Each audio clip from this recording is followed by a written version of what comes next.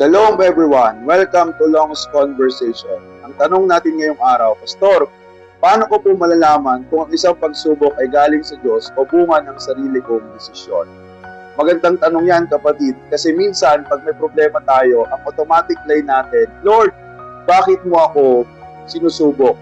Pero minsan ang sagot ni Lord, anak, hindi kita sinusubok. Ikaw ang nag-add to cart niyan sa buhay mo. Sa Bible, malinaw ang distinction. Sabi sa James chapter 1 verse 13, God cannot be tempted by evil, nor does He tempt anyone. Ibig sabihin, hindi si Lord ang author ng kasalanan o ng tukso.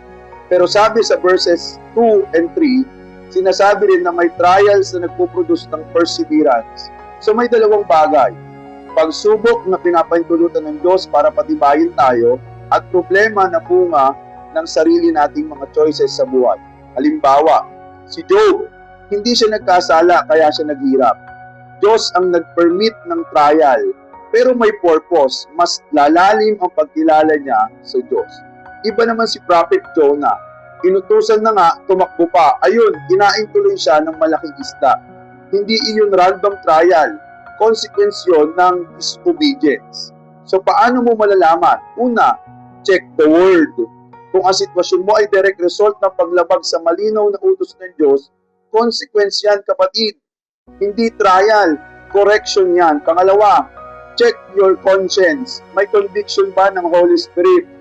O wala ka namang nilalabag pero may hardship pa rin? Pangatlo, check the fruit.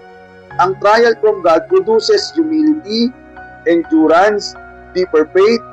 Ang consequences ng bad decision produces lessons. Pero kadalasan may kasamang charge to experience, may kasamang palo galing sa Panginoon. Sabi nga na isang quotation, if it pushes you away from God, it's probably your flesh. If it pushes you closer to God, God can use it, even if ikaw ang may kasalanan. Because at the end of the day, kahit consequences pa yan, God is still sovereign. Sabi sa Romans 8:28, He works all things for our good. Kaya minsan, hindi ang tanong ay, Lord, galing ba ito sa iyo? Mas tamang tanong, Lord, ano ba ang gusto mong ituro sa akin dito?